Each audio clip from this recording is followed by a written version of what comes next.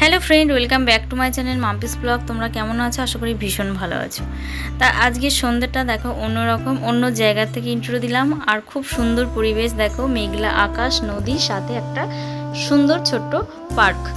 এটা দেখে অনেকেই হয়তো চিনতে পারছো জায়গাটা, আবার অনেকের অচেনা।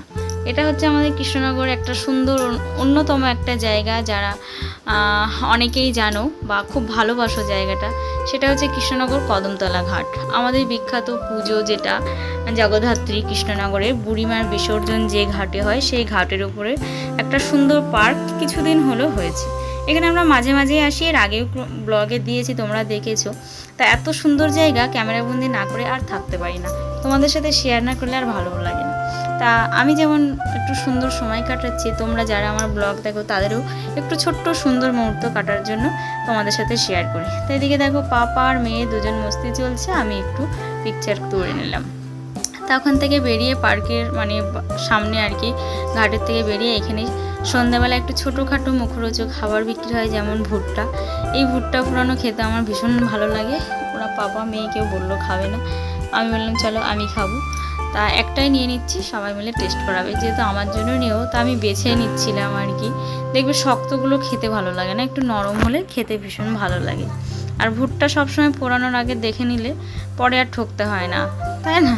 আর দেখবে নিজের চোখকে যেটা বিশ্বাস করব আমরা, অন্যের চোখ দিয়ে না বিশ্বাস করলেও বেটার হয়। তা নিজে দেখে শুনে নেব, সেটা যদি শক্ত হয় ঠকলে নিজের মনকে বলতে পারবো যে না, নিজের থেকে ঠকেছি।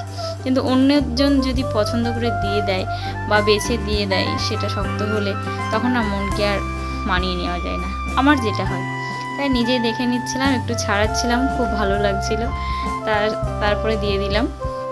উনি ছাড়িয়ে সুন্দর করে পুড়িয়ে দেবে বলল। খুব ভালো ছিল দিদিভাইটা, খুব সুন্দর কথা বলছিল। আর মামাম সেদিন তো তোমরা দেখলেই, এর আগের ব্লগে কান ছিদ্র করেছে, তাই ওর জন্য আর লেবুটা দিয়ে নিলাম না। লেবু ছাড়া ভুট্টা পুরো খেতে একদমই ভালো লাগে না, তো মেয়ের জন্য লেবু দিলাম না, ও যদি ও বললো একটু টেস্ট করবো। তারপরে চলে এসেছি ফুচকা খেতে। এইখানে ফুচকাটা খুব সুন্দর, কদমতলা ঘাটে যারা ঘুরতে আসে এই জায়গাটায় ফুচকা খাবে, এত টেস্টফুল বানায়। আমার তো মাঝে মাঝে মনে হয় এখান থেকে ফুচকা খেয়ে যাই। দেখে নাও ওই কাকুটাকে, ভীষণ সুন্দর ফুচকা বানায়, খুব টেস্টফুল, খুব ভালো লাগে। জলটা আলু মাখাটার তো কোনো তুলনা হয় না, অসাধারণ। শ্রেয়ার পাপা ভীষণ পছন্দ করে এই জায়গায় ফুচকা খেতে, আর ও খুব ভালোবাসে ফুচকা খেতে। সবাই ভালোবাসে, কে না ভালোবাসে বলো? দেখো তুমি একটা রসগোল্লা দাও, এত বড় হাঁ কিন্তু কেউ করবে না। ফুচকা খেতে গেলে কিন্তু যত বড়ই হাত দরকার হয় আমরা করে ফেলি, মুখটা বড় করে নিই, তাই না? তা একটুখানি সন্ধ্যাবেলায় বেরিয়ে পড়লাম, বেরোচ্ছিলাম না আজকে যেহেতু রবিবারও ছিল। মামা বললো চলো না একটু পার্কে ঘুরে আসি। হ্যাঁ চলো বেরোয়, সেই তো ঘরের মধ্যে ফোনে মুখ গুজে বসে থাকবো, তার থেকে একটু বাইরে বেরোলে মনটাও একটু ভালো হয়ে যায় আর ভালোও লাগে। তারপরে চলে এসেছি আমরা কৃষ্ণনগর সিদ্ধেশ্বরী মন্দিরে। অনেকেই জানো, যারা কৃষ্ণনগরে থাকো তারা তো জানোই, মা সিদ্ধেশ্বরী। এই যে তোমাদের দর্শন করায়, আমি নিজেও দর্শন করি। এখন বাজে প্রায় রাত্রি 9টা, 9:30। এখন এসে দেখি মন্দিরটা ফাঁকাই আছে, দুই একজন দর্শন করতে আসছে মায়ের। তা আমিও দর্শন করলাম, ভাবলাম তোমাদের সাথেও শেয়ার করি।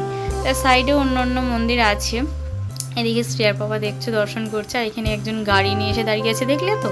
এখানে গাড়ি পুজো হয় আর কি।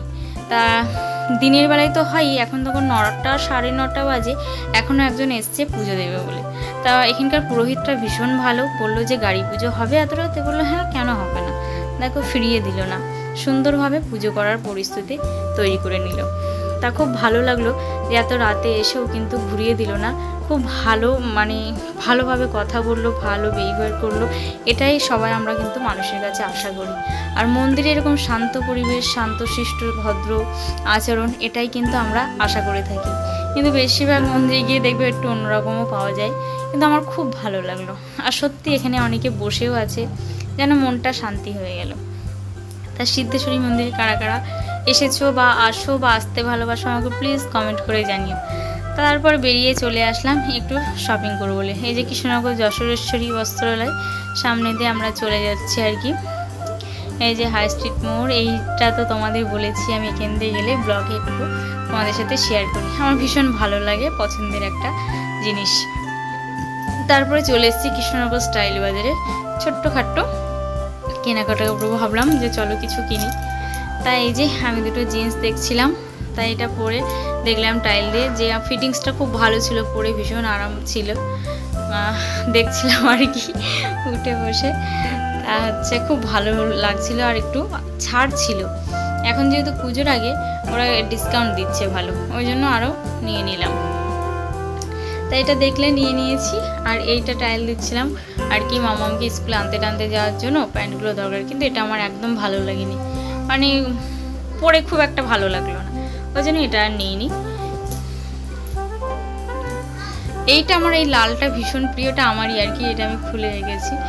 তাই এই জিন্সটাও নিয়েছি, দেখো এটাও খুব ভালো হয়েছে পরে, এটাও ভালো লাগলো, ওটাও নিয়েছি। আর এই কালোটা দেখছিলাম, তা ওটা নিইনি। তা আমাদের কেনাকাটা হয়ে গেছে। আজকের ব্লগটা এখানেই শেষ করছি। কেমন লাগলো অবশ্যই জানিও, যদি ভালো লাগে লাইক শেয়ার